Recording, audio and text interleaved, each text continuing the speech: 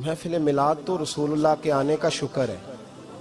قل بفضل اللہ و برحمتہ فبذالک فلیفرحوا. محبوب کہہ دے جب فضل ملے رحمت ملے تو پھر انہیں چاہیے کہ خوشی بنائے. محفل میلاد اور بھائی یہ نہ کہا کر کے یہ پیسے غریب کو دے مسکین کو دے.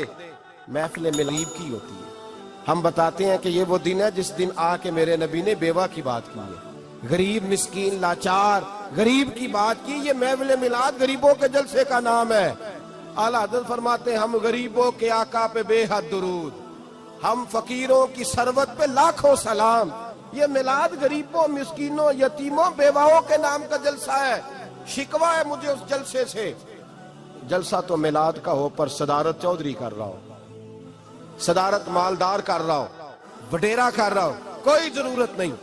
جلسہ میلاد کا ہو تو صدارت کسی غریب کو کرنی چاہیے, ماڑے کو کرنی چاہیے. ورنہ ضرورت کیا ہے؟ جو حضور کے میلاد میں آئے ہیں وہ سارے مہمان خصوصی ہیں.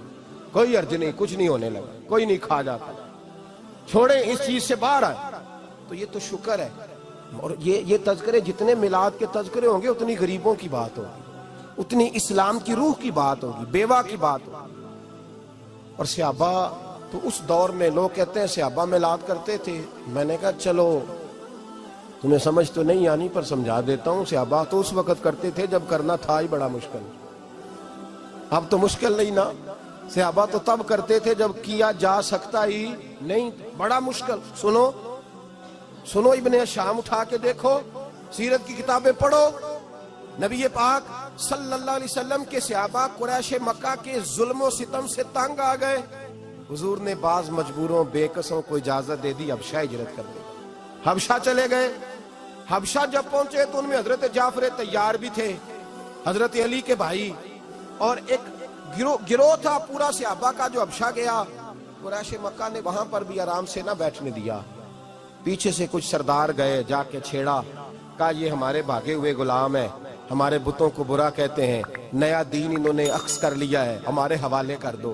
حضرت جعفر طیار کہتے ہیں نجاشی بادشاہ نے ہمیں بلایا. کچھ لوگ میرے دوست مشورہ دینے لگے ذرا ہلکی پھلکی بات کرنا.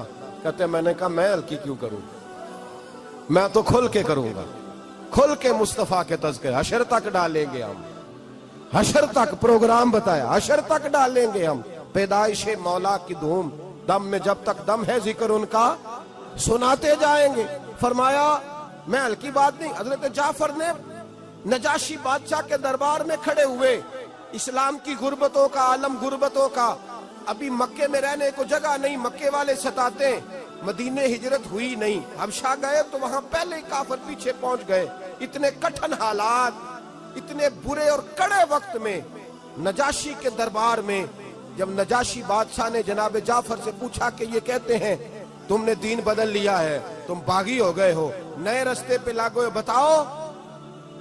تو حضرت جعفر طیار نے نجاشی کے بادشاہ میں وہی باتیں کی جو ہم محفل میلاد میں کرتے ہیں, وہی جملے, وہی میلاد کا وہی سارا پس منظر. حضرت جعفر طیار بول پڑے, فرمانے لگے نجاشی ہم تو بیٹیاں زندہ دفن کر دیتے تھے. نجاشی یہی باتیں ہوتی ہے نا محفل میلاد, ہم بیٹیاں دفن کرتے تھے.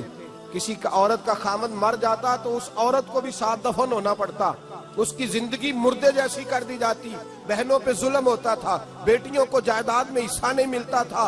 اے نجاشی ہمارے ہاں غریب پسا کرتا تھا, یتیم پسا کرتا تھا, مجبوریاں تھیں, پریشانیاں تھیں, دکھ ہی دکھ, آزمائشیں ہی آزمائشیں. بس پھر اللہ نے ہمیں اپنا رسول عطا فرما دیا, پھر اللہ نے ہمیں اپنا رسول عطا فرما دیا. وہ اپنے پرائے کا غم کھانے والا, مرادیں غریبوں کی بر لانے والا, مصیبت میں غیروں کے کام آنے والا. اللہ نے ہمیں رسول دیا. فرمایا بس ہم اس کے جھنڈے تلے جمع ہو گئے.